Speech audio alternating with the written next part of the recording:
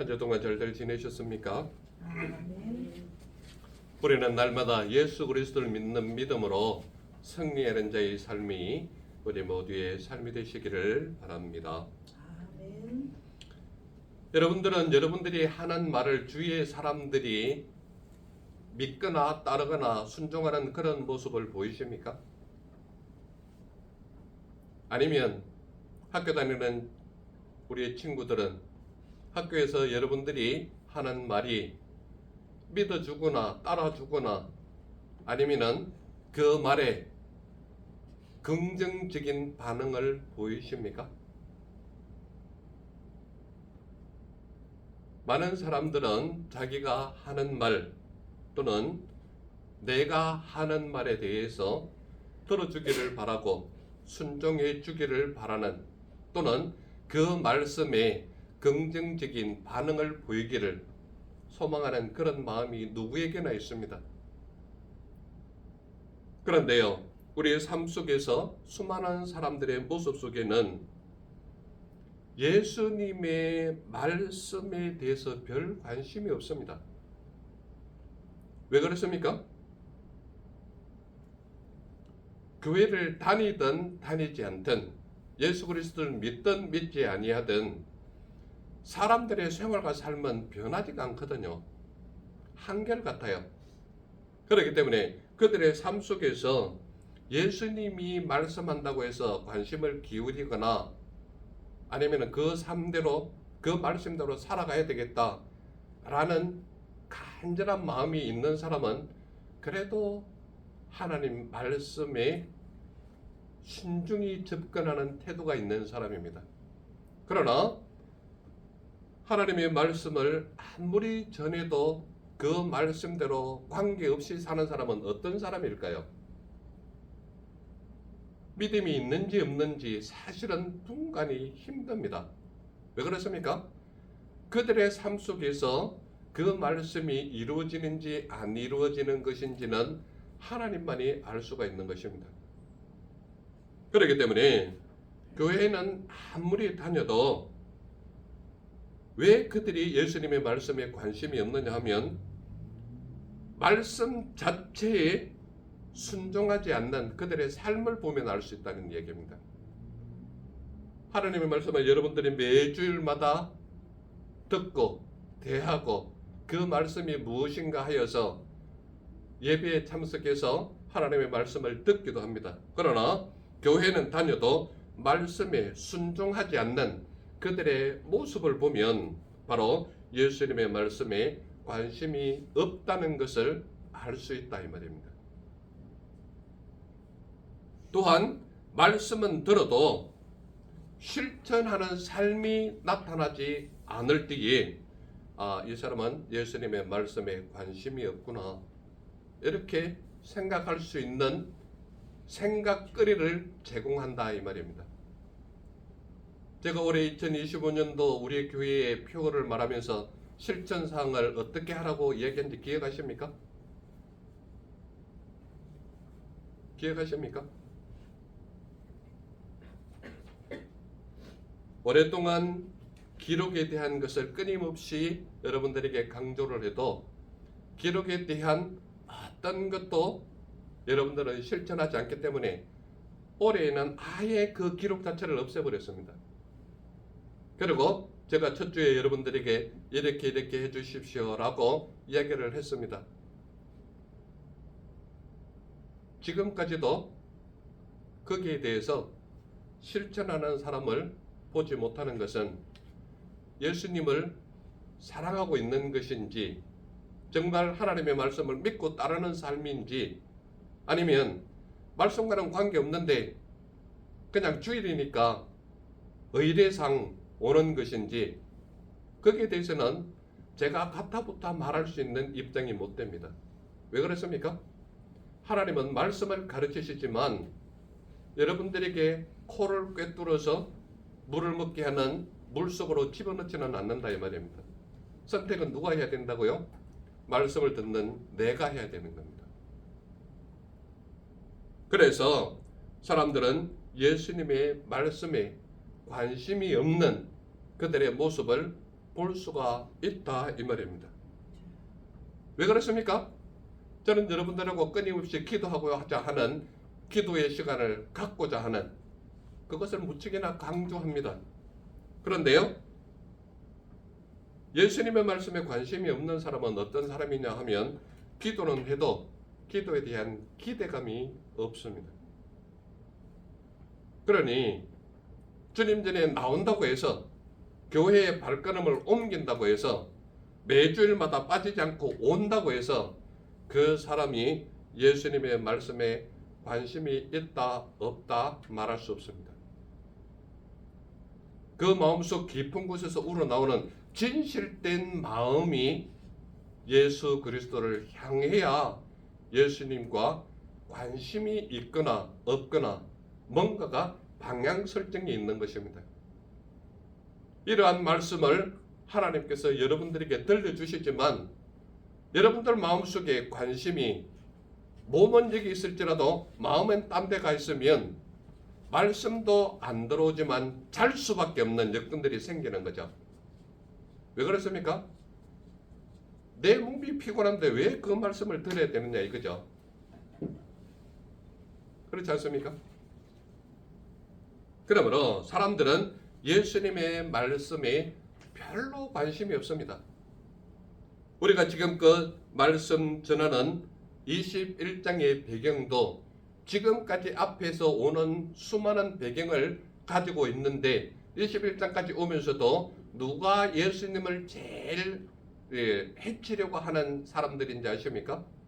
바로 유대 종교 지도자들입니다. 그들은 어떤 사람입니까? 하나님의 말씀을 절대적으로 순종하고 따라야 하는 믿음의 백성, 하나님의 택한 백성들이었다 이 말입니다. 오늘날 우리의 모습으로 바꾼다면 교회에 나오는 사람들에게 얘기를 하는 겁니다. 즉 말하자면 믿음이 없는 사람에게 얘기하는 것이 아니라 믿음을 가진 사람들에게 끊임없이 이야기하는 것이 무엇이냐? 내 말 좀 들어라 이 말입니다. 내 말 좀 들어라. 오늘 우리가 읽은 말씀 속에서 가장 핵심적으로 전하는 것이 몇 절이냐면 바로 33절에 있습니다. 33절 우리 다 같이 한번 읽어볼까요? 33절 시작. 천지는 없어지겠으나 내 말은 없어지지 아니하리라. 그래서 이것이 주제의 말씀인데 오늘 제목이 무엇으로 잡혀 있습니까? 내 말입니다. 내 말. 그러니까 천지는 없어질 수 있겠으나 내 말은 어떻다는 거예요? 없어지지 않는다 이 말입니다. 그래서 오늘 제목이 바로 내 말입니다. 내 말. 내 말. 내 말이 누구의 말이에요? 예수님의 말입니다. 그러니까 천지는 없어지겠으나 내 말은 없어지지 않겠다라는 것은 내 말에 신적인 능력이 있다는 얘기입니다. 그렇다면 이 말을 전하는 예수님이 누구라는 거예요? 내가 바로 하나님이다라는 것을 말하고 있는 것이 천지는 없어지겠으나 내 말은 없어지지 않는다 이 말입니다. 그래서 오늘 본문 속에서 가장 핵심적인 주제가 무엇이냐? 예수님은 내 말은 없어지지 않는다고 말씀하신다 이 말입니다. 쉽게 이야기하면 앞에 전제 조건이 뭐예요? 천지는 없어지겠으나 이 말은 이 땅 천지는 없어질 수 있다. 그러나 내 말은 어떻다는 거예요? 없어지지 않는다는 것을 얘기하는 겁니다.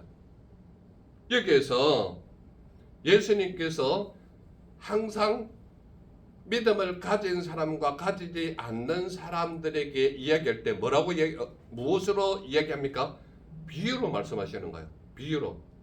첫 번째 어떤 비유로 말씀하는가 하면 나무가 싹이 나면 여름이 가까운 줄 안다라고 말하고 있습니다. 우리 30절 말씀 같이 한번 읽어볼까요? 30절 말씀 시작. 싹이 나면 너희가 보고 여름이 가까운 줄을 자연히 아나니. 예. 계절이 바뀌면 계절이 바뀐 현상을 보고 사람들은 누구나 알 수 있다 이 말입니다. 그런데요, 여름이 오게 되면 반드시 싹이 나는데 그 싹은 어떤 싹이냐? 우리 조금만 있어 보세요. 5월 6월만 되면 지금 나뭇잎이 하나도 보이질 않지 않습니까? 나뭇가지만 있어요. 나뭇가지가 있는데 그 나뭇가지에는 싹이라고는 하나도 없습니다. 지금 계절에는. 그렇다면 저 나무가 죽었느냐? 그게 아닙니다.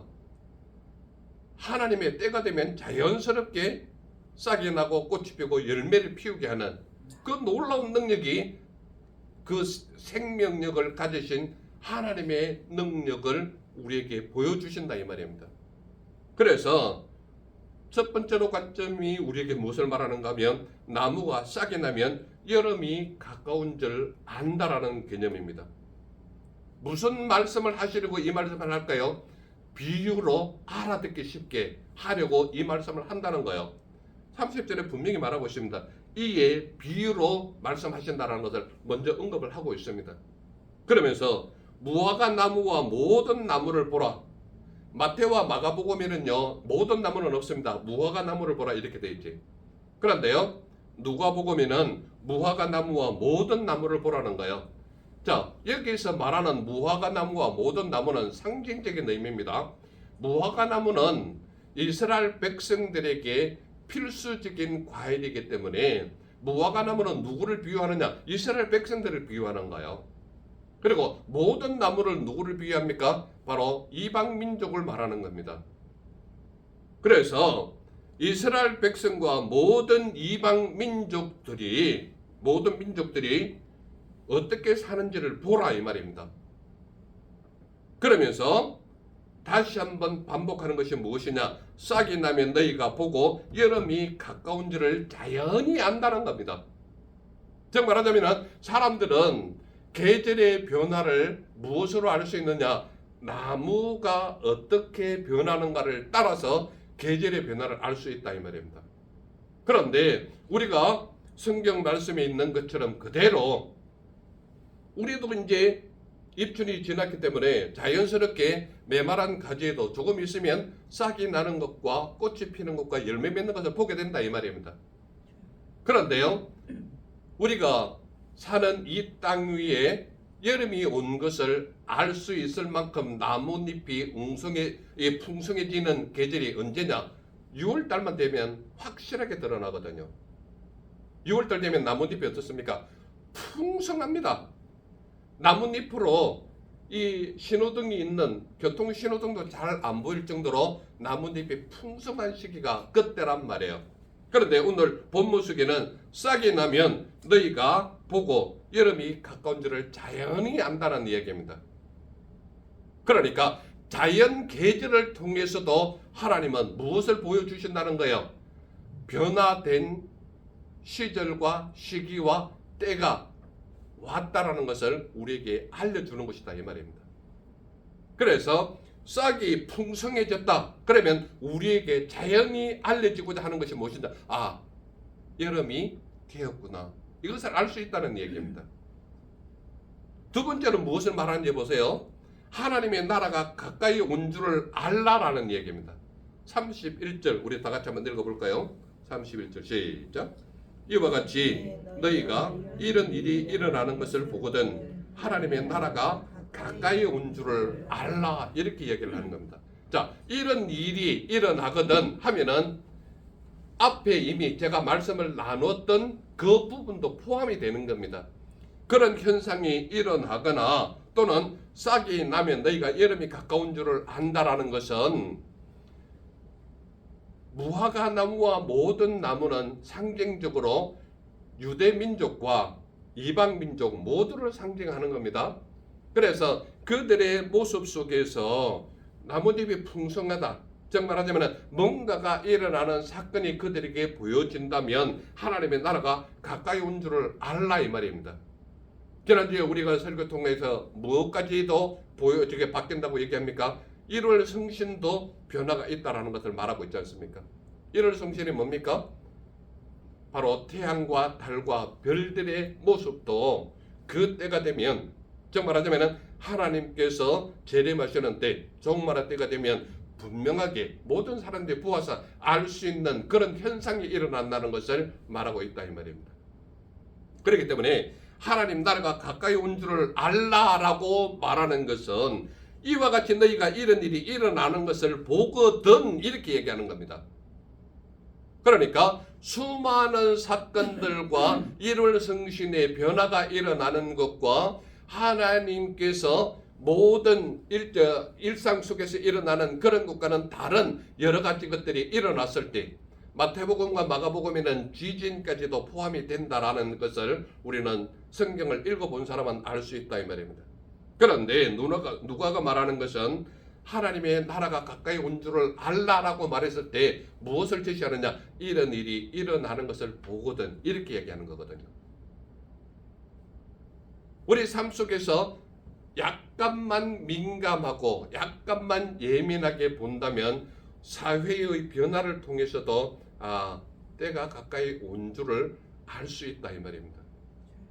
그러나 말씀과 관계없는 삶을 살거나 말씀과 관계없는 삶 속에 젖어 있거나 말씀을 배척하거나 말씀에 순종할 마음이 없는 사람은 그 예민함이 사라지기 때문에 이런 현상이 눈을 뜨고도 보지 못하는 거죠. 그래서 지난주에 제가 설교할 때 어떤 내용이 나오느냐면 너는 깨어있어 항상 기도하라 이렇게 얘기하고 있지 않습니까? 제가 왜 교회 올해 표를 적으면서 모든 영적인 곳에서 하나가 되는 영적 공동체를 주장하고 있느냐? 하나님께서 보여주시고 들려주시는 많은 것이 있단 말이에요. 말씀 속에서도 드러나고 있고 기도 가운데서도 하고 있고 찬양 가운데도 거하시는 그 하나님은 하나님을 믿는 믿음의 백성에게는 하나님의 계획을 말씀하신단 말이에요. 그러므로 교회 한 해의 표를 적을 때 그냥 대충 적는 것이 아니라 1년 동안 고민하고 기도하고 말씀 나누고 하면서 하나님께서 들려주시는 어떤 예표 또는 징표가 있는 것입니다. 그래서 표도 하나님께서 원하시는 바 그 뜻을 이루기 위해서 이렇게 표를 적고 하는 겁니다. 물론 실전상은 제가 올해 아예 기록 안 한 것은 기록을 해도 따르지 않는 모습이 있다면 차라리 적지 말고 말을 해서 여러분들의 삶이 어느 정도 변화가 되어 가는가를 보고 싶다는 얘기입니다. 제가 보고 싶은 게 아니고요. 하나님이 보고 싶을 것이다 이 말입니다. 왜 그렇습니까? 깨어있는 자의 삶이 하나님의 기쁨이 되는 것이거든요. 그러므로 하나님의 말씀이 말하고 있는데 둔감하거나 예민하지 못하거나 깨어있지 못하다면 잠잔 자의 어두운 모습이 그의 삶이라는 것을 그의 삶을 통해 드러내고 있는 것이 아닙니까? 그래서 무화과 나무와 모든 나무를 보라라고 말하고 있는 것 이게 첫 번째로 드러나는 것이라면 두 번째 관점은 하나님의 나라가 가까이 온 줄을 알라. 무엇을 보고? 이와 같이 너희가 이런 일이 일어나는 것을 보거든. 이게 조건이란 말이에요. 그러므로 우리 삶 속에서 제가 설교 속에서 늘 강조하는 것이 무엇입니까? 하나님의 말씀에 입각한 그 삶이 아닐 때는 세상에 비정상적인 것이 합법화하려고 애쓰는 모습이 나타나게 된다는 얘기입니다. 그러므로 오늘 우리가 살아가는 이 시대의 여러 가지 사건들과 환경들을 보게 되면 그때가 가까이 왔다는 것을 정확하게 깨달을 수가 있다 이 말입니다. 그러나 말씀과 관계없다. 나는 예수 그리스도를 믿는 믿음의 사람의 삶은 살고 싶지 않다. 그리고 그런 데 대해서 깨어있지 않다라고 하는 사람은 그런 것이 왔으나 깨닫지 못하는 거죠. 기도하지 못했을 때는 그 느낌이 무엇인지를 알지 못하기 때문에 잠에 빠져 있는 거죠. 제가 교회 개척을 하면서 늘 예배 참석은 언제 하라고 얘기합니까? 적어도 예배 30분 전에는 오라는 얘기입니다. 왜 그것이 중요합니까? 하나님 앞에서는 나의 훈련된 모습이 있어야 하나님과 좀 더 가까워질 수 있는 것입니다. 그 삶마저도 지키지 않는다면 내 마음을 내 스스로가 점검해야 되는 겁니다. 그렇지 않다면 내가 내 삶이 옳다라는 것을 내 스스로 주장하는 것이 되는 것이거든요. 그러니까 내가 옳다라고 주장하려면 말씀에 입각한 내 삶인지 아닌지를 먼저 점검해 봐야 된다는 이야기입니다. 그래서 하나님의 나라가 가까이 온 줄을 알라라고 했을 때는 반드시 전제 조건인데 그 전제 조건이 뭐냐? 이와 같이 너희가 이런 일이 일어나는 것을 보거든. 이게 전제 조건이란 말이에요.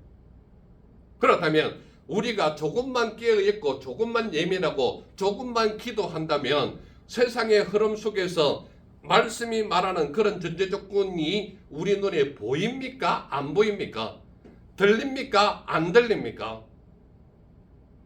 확실히 보이고 확실히 들리는데 내가 둔감해서 전혀 관심 없는 삶을 산다면 하나님께서 오셔도 오신 줄 모르는 거죠.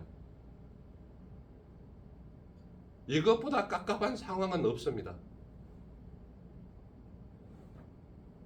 그렇기 때문에 하나님의 나라가 가까이 온 줄을 알라라고 했을 때 전제 조건이 뭐냐? 그 전제 조건에 대해서 내가 이것을 보고 있느냐, 듣고 있느냐, 깨닫는 사람은 확실하게 깨어있는 자의 삶을 살 수가 있거든요.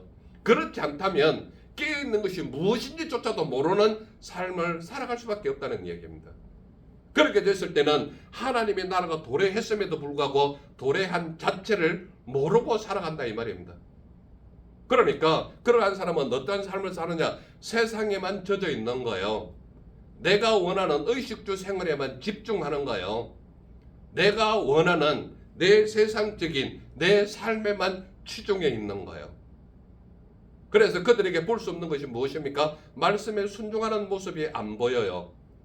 교회에서 가르치는 모습이 나타나지를 않아요. 하나님 앞에 간절히 매달리는 모습이 보이지를 않아요. 왜 그런지 아십니까? 예수님과 나와의 관계성이 사실은 관심이 없거든요. 그래서 하나님의 나라가 가까이 온 줄을 알아라 그랬는데 하나님의 나라가 가까이 왔음에도 불구하고 알지 못한다면 그것보다 더 답답한 사람이 없다라는 것을 바라고 있다 이 말입니다. 세 번째 관점은 우리에게 무엇을 알려줍니까? 세 번째 관점을 말씀하기 전에요. 하나님 나라가 가까이 온 줄을 알라라는 그 수많은 것이 무엇인가 하면은 하나님을 알지 못한 자들에게 세상의 종말은 무서운 심판의 형벌이 될 것이라는 것을 우리에게 늘 알려주고 있지 않습니까? 그러니까 그 날이 되면 제가 지난주에도 설교할 때 똑같은 말을 했습니다만은 그 날이 되면 확실하게 분간할 수 있는 두 부류의 사람이 있다 그러지 않았습니까? 어떤 부류의 사람입니까? 하나님을 믿는 믿음의 사람은 그 날만큼보다도 더 큰 기쁨의 잔치날은 없는 것입니다. 그러므로 그 날은 우리에게 주어진 그 이 세상에서 누릴 수 있는 가장 큰 기쁨의 날보다 더 기쁜 은혜의 잔치가 바로 하나님의 나라가 도래하는 그 날입니다. 그 날이 바로 우리가 말하는 재림의 날이 될 수가 있고 종말의 날이 될 수가 있고 세상의 끝날이 될 수 있다 이 말입니다. 그러므로 저와 함께 예수 그리스도를 믿고 따르는 모든 사람은 세상 사람들은 이를 갈며 어두운 곳에 있다 할지라도 적어도 배달의 교회에 참석하는 우리 모든 사람은 그날 두 손을 들고 거룩하다 거룩하다 거룩하다 찬양하면서 그분을 맞이하는 날이 우리 모두의 날이 되시기를 소망하는 것입니다. 아멘. 이 날이 어떤 날이라고요? 하나님의 나라가 가까이 온 줄을 분명히 알게 되는 날이다 이 말입니다. 그래서 세 번째 관점은 우리에게 무엇을 말하고 있느냐? 내 말은 없어지지 않는다라는 관점을 정확하게 보여주고 있습니다. 33절 한 번 더 읽어볼까요? 33절 같이 시작. 천지는 없어지겠으나 내 말은 없어지지 아니하리라. 그러니까 천지는 없어질 수 있는 가능성이 있다라고 제시하는 것이 아니라 절대 없어지지 아니하는 하나님의 창조물임에도 불구하고 내 말이 없어지느냐 천지가 없어지느냐라고 따진다면 천지는 없어질 수 있다라는 겁니다. 그러면서 천지는 없어질 수 있겠으나 분명히 말합니다. 내 말은 어떻다는 거예요? 없어지지 않는다는 것을 분명히 이야기하고 있는 것입니다. 이 말을 얘기할 때요, 예수님은 무엇을 전제로 얘기하느냐? 내가 진실로 너희에게 말한다, 이렇게 얘기합니다. 예수님께서 항상 정말 강조할 때는 진실로 진실로 두 번을 반복하거든요. 그런데 이 말 자체가 하나님께서 친히 하시는 말씀이기 때문에 진실로 너희에게 말한다, 이 말은 반드시 일어난다라는 사건을 이야기하고 있는 것입니다. 그래서 내가 진실로 너희에게 말한다 그러면서 뭐라고 얘기하느냐? 이 세대가 지나가기 전에 모든 일이 다 이루어지리라고 그랬거든요. 그렇다면 예수님께서 이 말씀을 하시는 그 세대는 언제냐? 바로 예수님께서 살아계셨던 AD 30년을 기준하는 겁니다. 그렇기 때문에 이 모든 일이 반드시 이루어진다라고 했을 때 AD 70년에 예루살렘이 멸망했거든요. 그렇다면 이 말씀을 하신 후 40년째 되던 해에 이 일이 일어났다, 이 말입니다. 그렇다면 1차적인 그 예루살렘의 멸망이 일어나는 그 날이 종말의 날이냐? 그렇게는 보이지 않습니다. 예수님께서 말씀하실 때 그 날이, 이 모든 일이 반드시 일어나는데 1차적인 멸망의 날은 AD 70년 예루살렘이 멸망했던 그 시기로 볼 수 있지만, 믿음의 사람의 마지막 종말은 예수님께서 재림하는 그 날을 말하고 있거든요. 그러므로 저와 우리 모두의 삶 속에서 나타나는 모든 것은 예수님께서 재림하시는 그 날이 되면 분명히 알 수 있다, 이 말입니다. 확실하게 알 수 있다, 이 말입니다.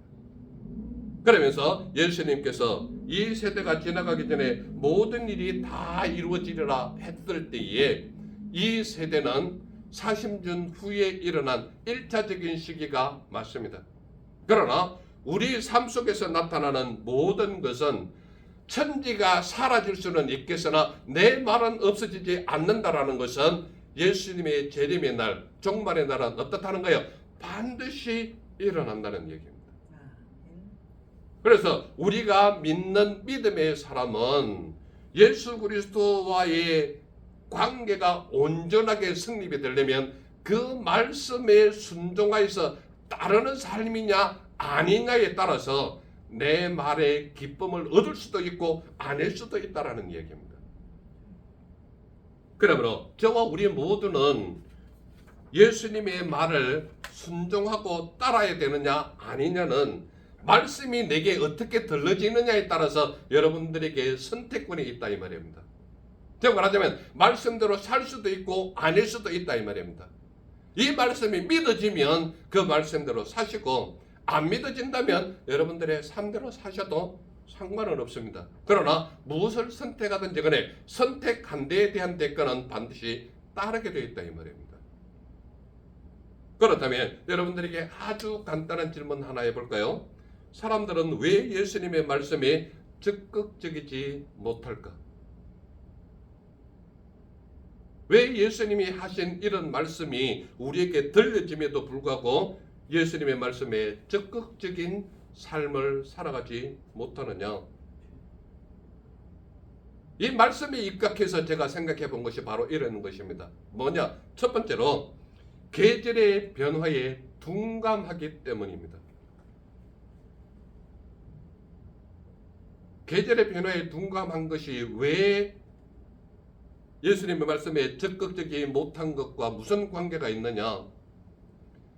계절의 변화에 예민한 사람은요, 말씀에 예민한 감각을 가질 수가 있습니다.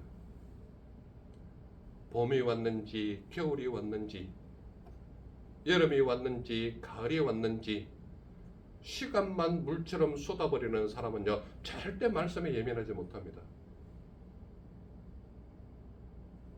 하나님은 계절의 변화를 주실 때에 수많은 계절의 변화 속에서 내가 어떻게 자연을 먹이고 입히고 하는지를 네 눈으로 확인해라, 이 말이거든요.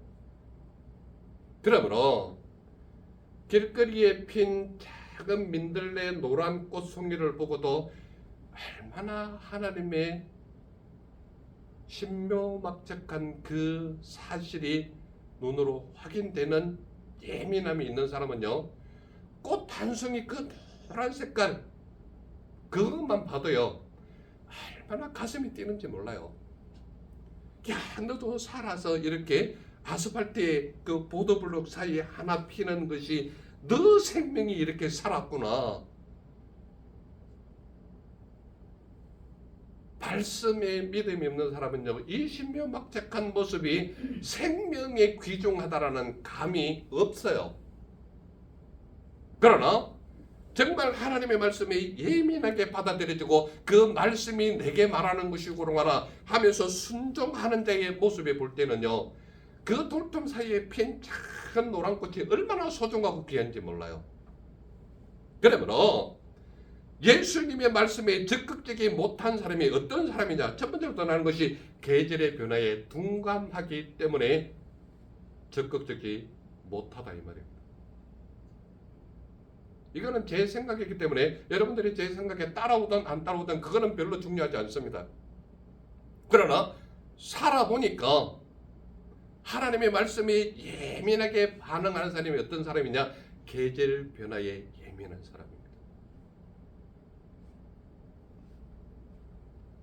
저는 솔직하게 말하면 아직도요, 이 나이에 되도록 겨울에 눈이 오면은 많이 왔으면 좋겠고, 여름에 햇빛이 쨍쨍할 때는요, 햇빛이 정말 쨍쨍해서 그냥 수영복 짧은 바지 하나만 입고 물에 풍덩 들어가는 이런 것이 너무 좋은 거예요.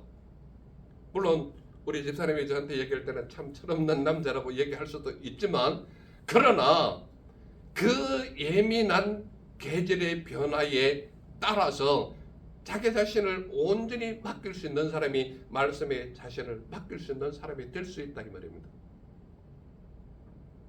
그러므로 예수님의 말씀에 적극적이 못한 사람이 어떤 사람이냐? 계절의 변화에 둔감하기 때문입니다. 그 다음에 나타나는 것은 예수님의 말씀을 왜 적극적이지 못한가 하면 내 삶의 감사가 사라진 사람은 예수님의 말씀에 적극적이지 못합니다. 여러분들 제가 가끔 기도할 때에 아침에 눈을 떠서 앞을 볼 수 있어서 감사하고 숨을 쉴 수 있는 은혜를 주셔서 내가 오늘도 걸을 수 있는 이 힘을 주셔서 감사하고, 이거는 제가 그냥 하는 게 아니라 제가 기도하면서 하나님께서 주시는 은혜의 감사를 하나씩 생각해 볼 때에 내 숨이 끊어지면 그날로 이 땅에서의 삶은 바이바이 끝나지 않습니까? 내 눈이 앞을 못 보면요, 볼 수 있는 것에 대한 예민한 감사가 조금은 줄어들 것이다라는 이야기입니다. 제 느낌상 그렇다는 얘기입니다.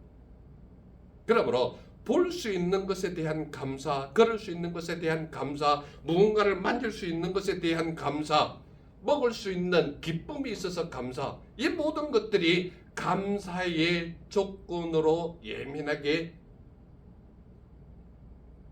가다 보면 내가 지금까지 살아있는 모든 것에 대한 감사거든요. 그러므로 예수님의 말씀에 적극적이지 못한 사람은 어떤 사람이냐? 내 삶의 감사가 사라진 사람입니다. 감사가 사라지고 나면요, 내 삶의 모든 것이 고통스럽고 모든 것이 싫어지기 시작하거든요. 그러므로 내 삶 속에서 감사가 있느냐 없느냐는 엄청난 다른 결과물을 가져온다 이 말입니다.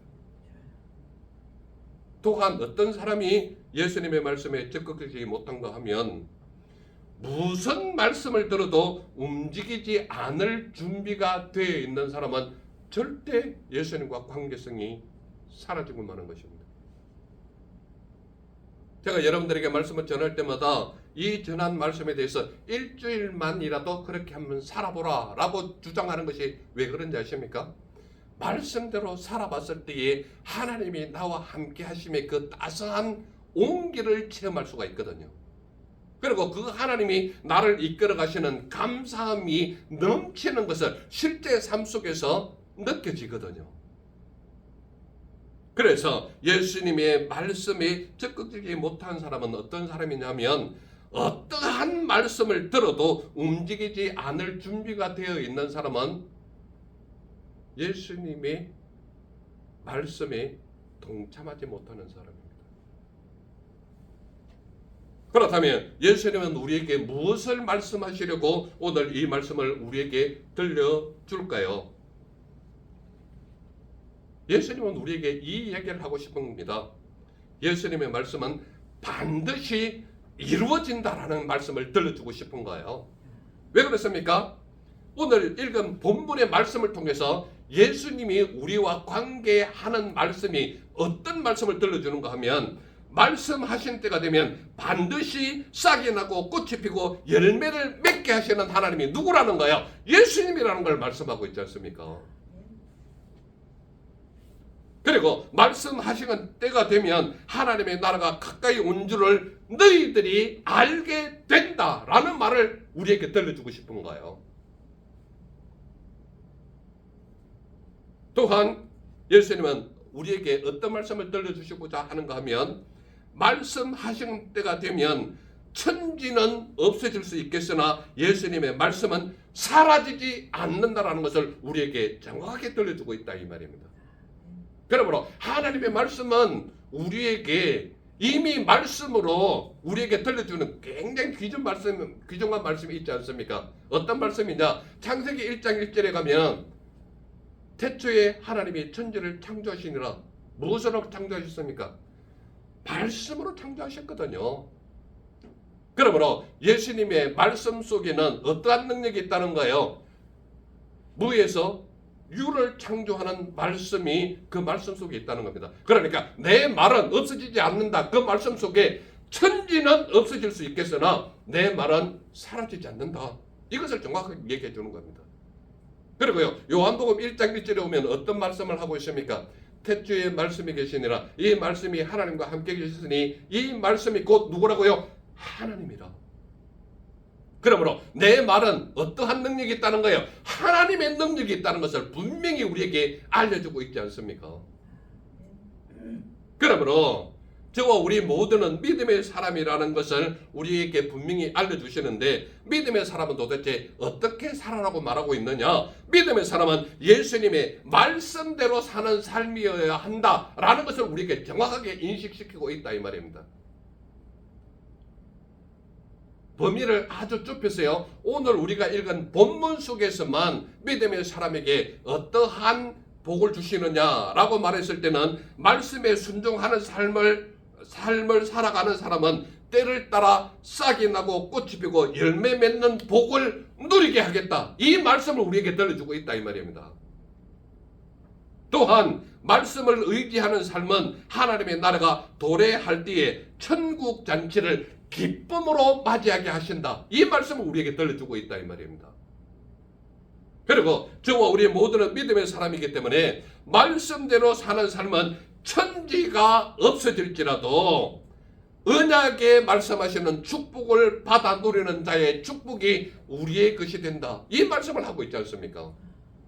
그러므로 내 말이 어떤 말이냐? 천지는 없어질 수 있겠으나 내 말은 없어지지 않는다는 것을 정확하게 들려주고 있지 않습니까? 그러므로 저와 우리 모두는 말씀을 듣되 대충 그냥 시간 때우는 식으로 말씀을 듣는 것이 아니라 내 마음속 깊은 곳에서 우러나오는 진실된 마음으로 하나님의 말씀을 적극적으로 순종하고 따르는 자의 삶이 우리 모두의 삶이 되시기를 간절히 소망하는 것입니다. 기도하겠습니다. 사랑의 주 하나님 감사합니다. 오늘도 내 말을 통하여 천지는 없어지겠으나 내 말은 없어지지 아니한다라는 것을 분명하게 알게 해주시니 감사합니다.